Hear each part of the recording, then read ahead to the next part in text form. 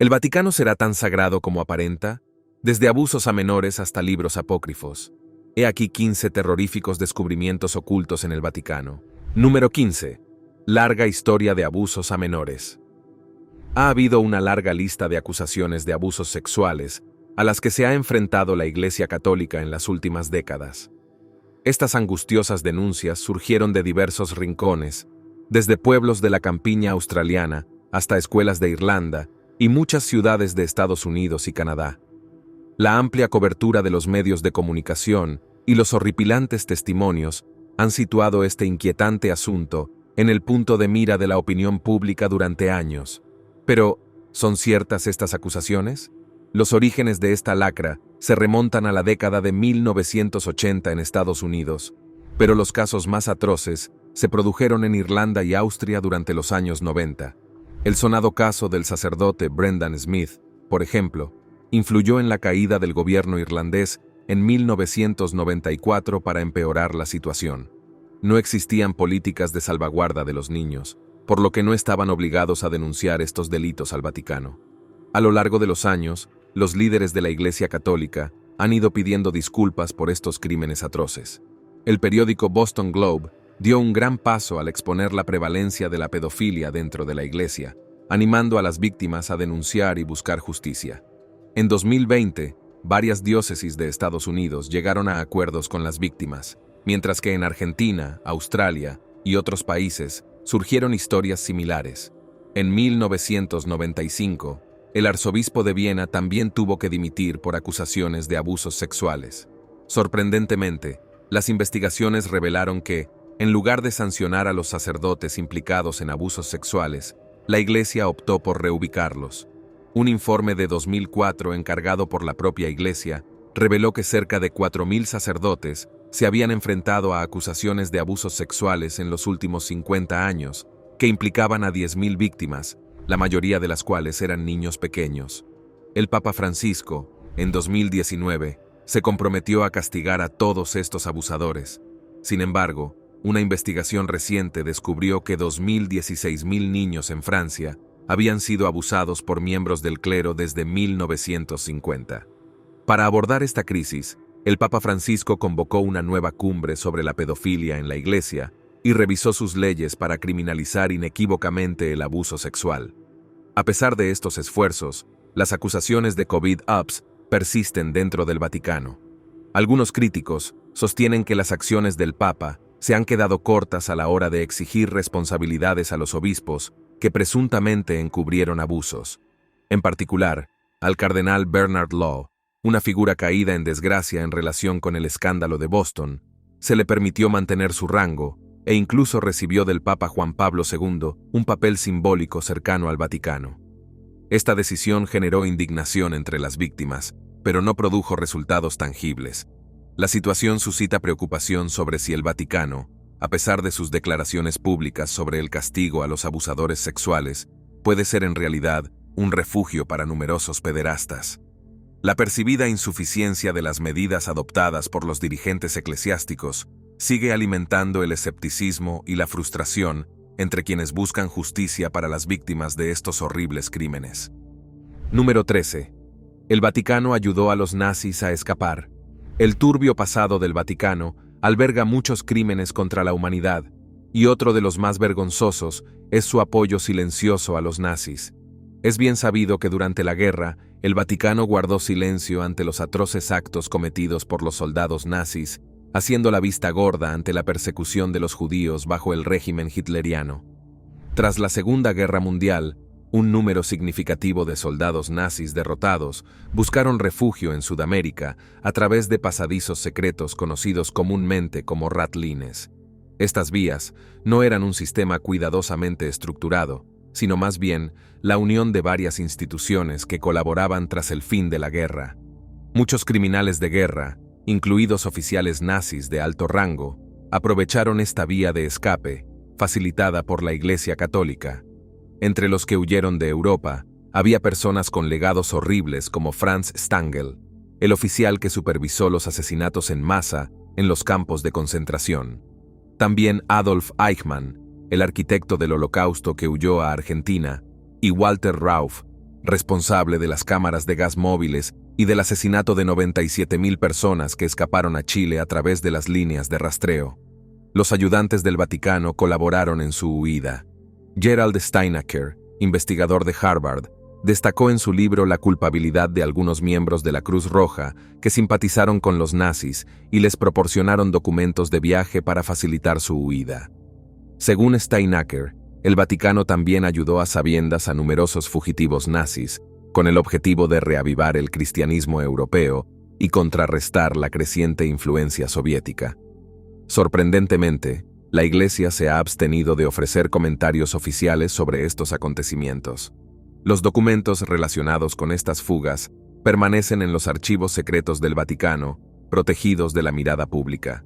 Sin embargo, existe la posibilidad de que investigadores cualificados puedan acceder a estos registros y arrojar luz sobre este oscuro capítulo de la historia y sobre el alcance de la implicación de la Iglesia en la ayuda a criminales de guerra nazis que buscaban refugio en Sudamérica.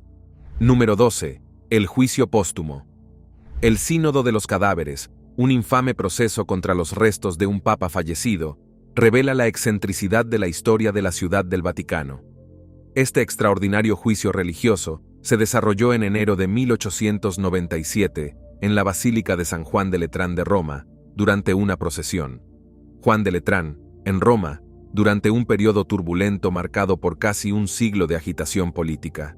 Aproximadamente 2 docenas de papas ascendieron al poder entre 1875 y 1966. En medio de todo el caos, el Papa Formoso estaba en el centro del juicio.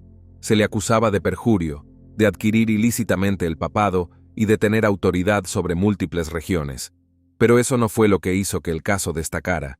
Lo que hizo que el acontecimiento fuera histórico y extraño fue que el Papa se enfrentara a estas acusaciones 7 meses después de su fallecimiento. Muchos historiadores especulan que el juicio fue una venganza contra Formoso por acciones que enfurecieron al Papa Esteban VI. Supuestamente, Formoso había alterado el statu quo al apoyar la pretensión de Arnulfo de Corintia al trono imperial, provocando fricciones con Lamberto de Spoleto. Esteban VI ordenó exhumar el cadáver de Formoso y someterlo a juicio. El cuerpo del difunto papa fue colocado en posición vertical sobre un trono y se designó a un diácono para que hablara en su nombre. Finalmente, el tribunal declaró a Formoso culpable. Según varias fuentes, le quitaron los ornamentos papales y Esteban VI le cortó los 3 dedos de la mano derecha que usaba para bendecir en vida. Como resultado, los actos y ordenaciones de Formoso fueron anulados. Su cuerpo, enterrado inicialmente en un cementerio de extranjeros, se enfrentó a una mayor indignidad. Fue atado a pesos y arrojado al río Tíber. Hay relatos que sugieren que el cuerpo de Formoso llegó a la orilla del Tíber, supuestamente haciendo milagros. Este horrible juicio, sin embargo, encendió la indignación pública contra Esteban VI. El pueblo romano se rebeló, lo que llevó a la deposición y encarcelamiento de Esteban. En un sombrío giro de los acontecimientos, fue estrangulado hasta la muerte en prisión en 1897. Posteriormente, el Papa Teodoro II anuló el Sínodo de los Cadáveres, rehabilitando la reputación de Formoso. Su cuerpo encontró un lugar de descanso final en San Peter's Basilica. Número 11. Los 3 secretos de Fátima. El Vaticano ha guardado silencio sobre estas visiones y profecías apocalípticas, aunque ya no son exactamente secretos. Estos 3 secretos causaron una vez revuelo en los círculos católicos. El tercero es el más inquietante, y ha acaparado mucho más la atención del público. Eran 3 jóvenes pastores portugueses, Lucía Santos y sus primos Jacinta y Francisco Mato, que afirmaban haber sido visitados por la Virgen María 6 veces entre mayo y octubre de 1917 con profecías. Los niños debían guardar estos secretos bajo llave, pero 20 años más tarde, Lucía cedió y escribió las 2 primeras. Lo hizo a petición de un obispo local. Sin embargo, la gente no la creyó. Sin embargo, volviendo atrás en el tiempo, la gente recuerda el salvaje acontecimiento que tuvo lugar durante la última aparición de Fátima, en octubre de 1917. Al parecer, María organizó un espectáculo cósmico llamado Sundance en el cielo. Los periódicos escribieron entonces sobre ello, y miles de personas dijeron haberlo visto. Esto dio credibilidad a las profecías. Pero ni siquiera ese llamativo espectáculo pudo eclipsar el revuelo causado por estos 3 secretos. El primero era una visión del infierno, aparentemente mostrada a los niños por la Santísima Virgen. El segundo secreto se refería al final de la Primera Guerra Mundial y al comienzo de otra bajo la presidencia del Papa Pío VII. Pero el más famoso, el tercer secreto, permaneció en secreto hasta 1960, e incluso entonces, solo unos pocos sabían lo que había dentro del sobre. Hasta el año 2000 no se hizo público su contenido. El Vaticano etiquetó este tercer secreto como una visión del atentado de 1981 contra el Papa Juan Pablo II. Se trataba de un obispo vestido de blanco que se dirigía hacia una cruz, rodeado de cadáveres de mártires. Al llegar a la cima de la montaña, recibió un disparo mortal y fue atravesado por flechas.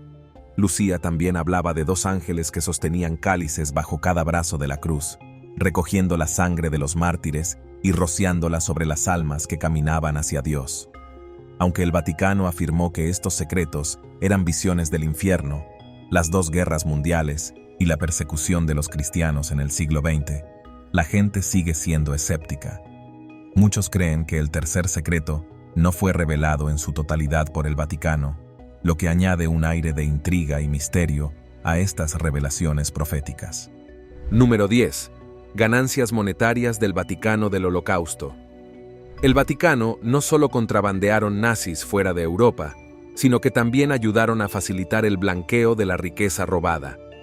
La Iglesia aprovechó su poder y sus privilegios para ayudar a los nazis a blanquear oro, arte y posesiones valiosas pertenecientes a familias judías y otras víctimas del Holocausto. Gerald Posner, del Washington Post, señaló la reticencia del Vaticano a abrir sus archivos de la época de la guerra para desacreditar estas afirmaciones. Su libro God's Bankers, Los Banqueros de Dios, profundiza en el tema y sugiere que el papel del Vaticano podría haber sido más siniestro que la mera salvaguarda de las reliquias familiares saqueadas. Bernardino Nogara, asesor financiero del Vaticano, actuó supuestamente como espía del Tercer Reich. Su supuesta tarea consistía en destruir los archivos de guerra del Vaticano. Nogara colaboró con los nazis ideando un plan por el que el Vaticano invertía en compañías de seguros italianas. Estas compañías retenían activos de los planes de vida y seguros de individuos asesinados. Como el Vaticano era un mero inversor, no tenía que hacer ningún pago de los beneficios obtenidos a través de este esquema moralmente dudoso. Así pues, más allá de proporcionar salvoconductos a los soldados nazis, el Vaticano participó en estrategias financieras que sacaban provecho de las vidas de las víctimas judías y se benefició directamente de los horrores del Holocausto. Esta participación plantea interrogantes sobre el alcance de sus asociaciones y actividades durante ese oscuro período. Número 9. El libro de hechizos de Satán. Dentro de la extensa colección de archivos secretos del Vaticano, reside un misterioso libro que han mantenido bajo llave, el Gran Grimorio. Es supuestamente uno de los libros de hechizos más peligrosos de la historia de la humanidad. Escrito alrededor de 1520, su autor es una oscura figura conocida como Honorio de Tebas, cuya existencia sigue siendo un tema misterioso. La leyenda dice que Honorio pudo haber sido poseído por el mismísimo Satanás, lo que aumenta el aura terrorífica que rodea a este libro. Se dice que el Gran Grimorio, también conocido como el Dragón Rojo, fue descubierto en la tumba del rey Salomón en 1750. Está considerado uno de los libros de ocultismo más potentes del mundo, con instrucciones para fabricar talismanes mágicos, amuletos y hechizos que prometen ganar la lotería. Incluso contiene métodos para contactar con los espíritus de los muertos y comunicarse con los demonios. Sin embargo, el aspecto más siniestro de este histórico tomo se encuentra en las instrucciones para invocar a Lucifer, el diablo, junto con procedimientos para hacer pactos con él. Entre sus diversas versiones, los expertos que circulan creen que muchas están falsificadas o alteradas, lo que hace que sus hechizos sean ineficaces. Sin embargo, los creyentes en lo oculto sostienen que incluso estas versiones modificadas tienen algún tipo de poder e influencia. Sin embargo, se dice que el manuscrito auténtico está en posesión exclusiva de la Iglesia Católica y su ubicación exacta sigue siendo un secreto celosamente guardado. El terror asociado al Gran Grimorio lo ha convertido en un artefacto legendario y aterrador. Su existencia alimenta la especulación y la curiosidad entre los intrigados por lo oscuro y lo sobrenatural. La posesión de este misterioso libro por parte de la Iglesia Católica suscita preguntas sobre su finalidad y el alcance de su influencia en el ocultismo. Número 8. Tribunal secreto para pecados graves. En el sistema de justicia católico, algunas ofensas se consideran increíblemente graves. Para tratar e investigar estas transgresiones, el Vaticano estableció su grupo especializado de obispos, conocido como la Penitenciaría Apostólica, el Tribunal de Conciencia. Este tribunal único, creado en 1179 por el Papa Alejandro III, permaneció en secreto dentro del Vaticano hasta 2009. La función principal de este tribunal es tratar casos de pecados tan graves que solo el Papa tiene autoridad para perdonar a los responsables. Aunque los sacerdotes ordinarios pueden ocuparse de una amplia gama de pecados, incluidos crímenes atroces como el genocidio, existe una categoría de delitos que elevan un caso a este tribunal secreto. Entre los delitos que pueden conducir a uno a este tribunal privado, se encuentran el intento de asesinar al Papa, revelar la identidad o el pecado de alguien que se confesó con un sacerdote, mantener relaciones sexuales como sacerdote, mantener relaciones sexuales con un sacerdote, practicar o apoyar el aborto, y lo que es más sorprendente, incluso un acto tan aparentemente trivial como escupir una hostia de comunión, se considera un pecado mayor que el genocidio y cae bajo la jurisdicción de la Penitenciaría Apostólica. El Papa es el jefe de este tribunal, que supervisa las investigaciones sobre estos graves pecados. En función de los resultados, el Papa tiene autoridad para conceder la absolución a quienes solicitan clemencia o permitir el destierro automático. Estos casos se ventilan bajo estricta confidencialidad y seudónimos, ya que la Iglesia los considera asuntos de conciencia. Como resultado, solo el Vaticano está al tanto de la naturaleza de los crímenes que se juzgan y de las absoluciones concedidas por este tribunal secreto. Número 7. Una mujer papa. Cuenta la leyenda que en la Edad Media existió una mujer papa llamada Juana. Esta mujer supuestamente reinó sobre el Vaticano durante un número indeterminado de años. Su historia se hizo famosa en el siglo XIII y circuló por Europa durante siglos, fascinando a mucha gente. Sin embargo, los estudiosos contemporáneos la consideran más una fábula que un hecho histórico. Según la leyenda, la Papa Juana era una mujer de extraordinario talento que se disfrazó hábilmente de hombre.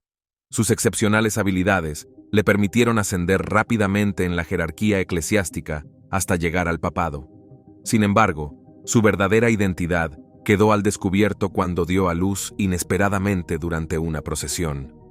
Lo que ocurrió después sigue siendo un misterio.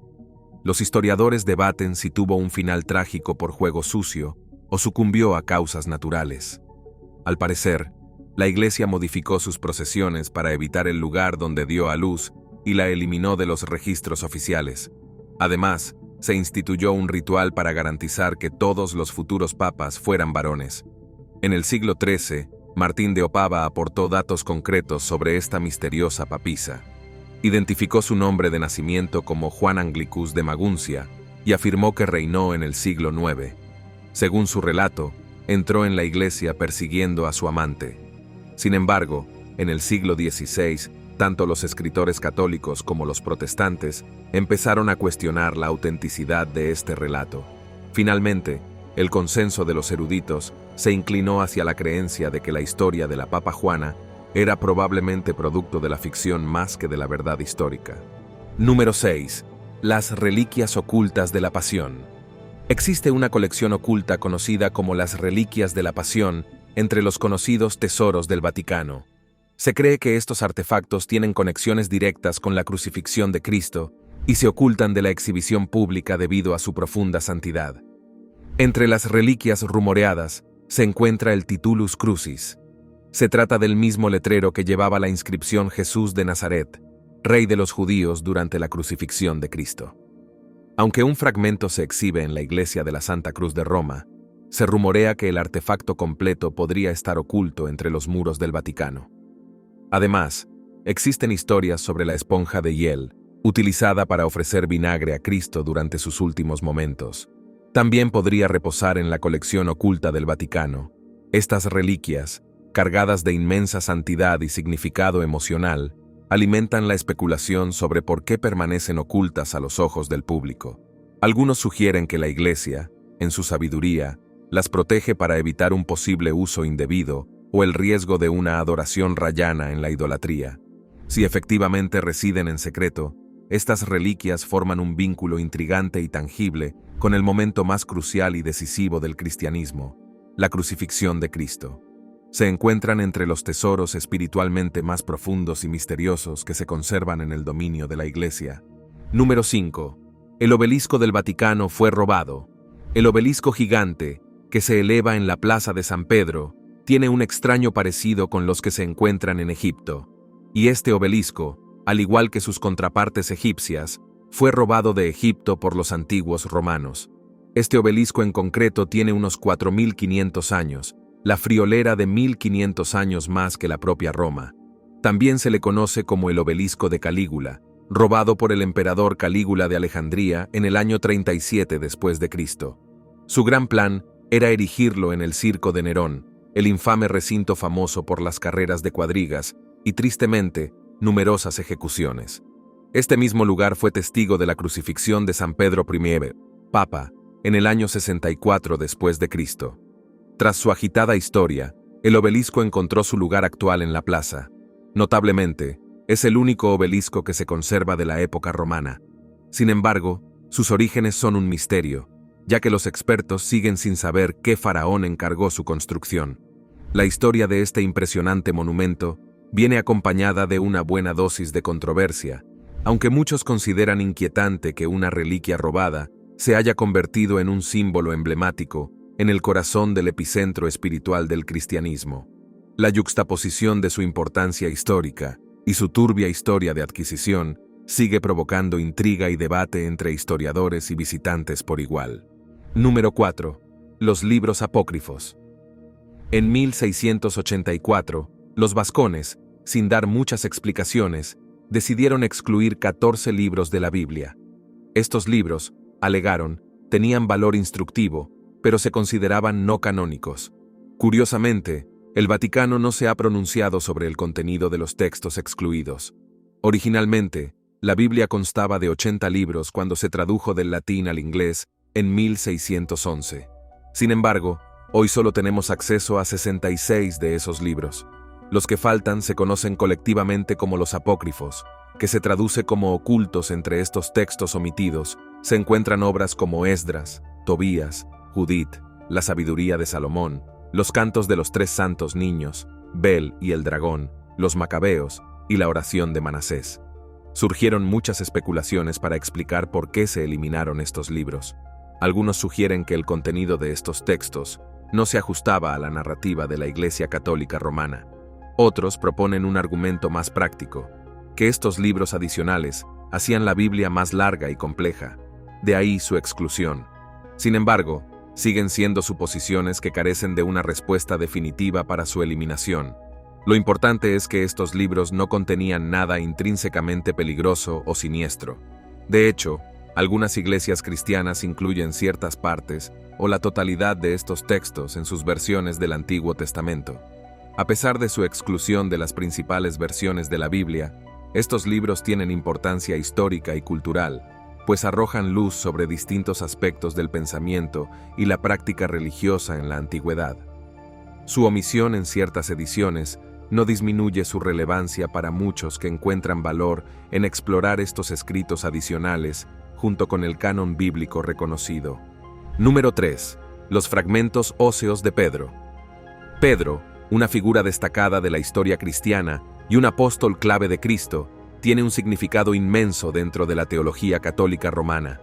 A menudo aclamado como el primer papa y la piedra angular sobre la que Cristo construyó su iglesia, el legado de Pedro se extiende profundamente en el corazón del cristianismo. Sin embargo, bajo la majestuosa Basílica de San Pedro, en el interior de las grutas vaticanas, se esconde un misterio que ha desconcertado a eruditos, historiadores y arqueólogos durante siglos. Se trata de unos fragmentos óseos que se cree que son restos del propio apóstol. Este descubrimiento se remonta a mediados del siglo XX, cuando las excavaciones bajo la basílica, dirigidas por el Papa Pío III, desenterraron numerosas tumbas y mausoleos anteriores a la basílica. Entre estos restos de la historia cristiana primitiva, se encontró un sencillo santuario con la inscripción: Pedro está aquí. ¿Podrían estos fragmentos pertenecer realmente a San Pedro, yaciendo justo debajo del venerado altar donde millones de personas se han reunido para rendir homenaje? Los primeros exámenes de los huesos arrojaron resultados intrigantes. Parecían pertenecer a un hombre robusto de unos 60 o 70 años, en consonancia con la supuesta edad de Pedro.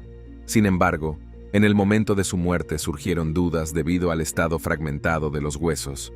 Los escépticos se preguntaban por qué unos restos tan venerados no se habían conservado con mayor meticulosidad si realmente pertenecían a una figura tan importante. La ausencia de pruebas concluyentes sobre la forma de la muerte de San Pedro añadía más capas al misterio. La tradición sostiene que Pedro murió crucificado, aunque lo hizo cabeza abajo como acto de humildad.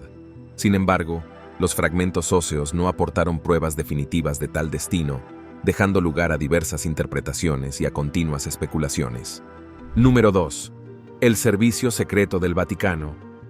El libro de Eric Frattini arroja luz sobre una intrigante organización llamada La Entidad, fundada en 1556 bajo el mandato del Papa Pío V, y que opera en secreto desde entonces. El objetivo principal de esta organización es salvaguardar al Papa y a la Iglesia de amenazas, ya sean de origen político, religioso o criminal. El grupo secreto se ha entretejido en numerosos acontecimientos históricos, desempeñando un papel en momentos cruciales como los atentados contra la vida del Papa Juan Pablo II, el escándalo bancario en el Vaticano y la crisis de los abusos sexuales. Lo que hace aún más misteriosa a la entidad es su amplia red de informadores y aliados repartidos por todo el mundo. Estos individuos proporcionan inteligencia crítica y apoyo inquebrantable al Vaticano, reforzando su influencia de largo alcance. Se rumorea que el archivo secreto de la entidad alberga los documentos que desvelan la implicación del Vaticano en asuntos como el Holocausto y las complejidades de la Guerra Fría, hasta el misterioso tercer secreto de Fátima. Sin embargo, solo unos pocos conocen la existencia y el funcionamiento interno de la entidad. Esta organización encubierta depende directamente del Papa, y su dirección es supervisada por un cardenal elegido a dedo por el sumo sacerdote. En la actualidad, el cardenal Pietro Parolin, secretario de Estado del Vaticano, dirige esta entidad secreta. Número 1. Los textos gnósticos prohibidos. Uno de los textos gnósticos prohibidos en las profundidades de las bóvedas fortificadas del Vaticano se encuentra una colección de antiguos pergaminos y textos que abarcan más de 2 milenios. Entre estos preciados documentos, los textos gnósticos prohibidos destacan como adquisiciones desconcertantes y controvertidas. El gnosticismo, un movimiento religioso diverso que cobró fuerza a principios de la era cristiana, enfatizaba el conocimiento críptico conocido como gnosis, como el camino hacia la salvación espiritual. Los gnósticos sostenían creencias divergentes del cristianismo ortodoxo, centradas en una experiencia personal directa de lo divino, a menudo pasando por alto las estructuras y jerarquías formales de la Iglesia establecida. Esta desviación provocó su persecución y la condena de sus enseñanzas como paganas. Los textos gnósticos prohibidos abarcan una serie de escrituras, escritos y tratados que ofrecen una mirada al reino espiritual del sistema de creencias gnóstico. Describen a un Dios que va más allá de la deidad creadora del Antiguo Testamento, ahondan en el papel cósmico de Sofía y presentan a Cristo no solo como Salvador, sino también como revelador del conocimiento oculto. Uno de los textos más conocidos es el Evangelio de Tomás, una recopilación de dichos atribuidos a Jesús. A diferencia de los evangelios canónicos que narran la vida de Jesús, el Evangelio de Tomás presenta enseñanzas y aforismos crípticos. Algunos pasajes coinciden con los de los evangelios canónicos, mientras que otros introducen conceptos totalmente nuevos. Por ejemplo, el Evangelio de Tomás sugiere que el reino de Dios no es una mera promesa futura, sino una realidad existente solo perceptible para quienes comprenden verdaderamente su naturaleza. Estos textos ofrecen una perspectiva alternativa de la teología cristiana y suscitan debates entre los eruditos sobre su significado y autenticidad. La posesión por parte del Vaticano de estos textos, antaño suprimidos, muestra la riqueza y diversidad del pensamiento de los primeros cristianos, revelando un complejo tapiz de creencias que coexistían con las enseñanzas más ampliamente aceptadas por la Iglesia. Gracias por vernos. Hasta la próxima.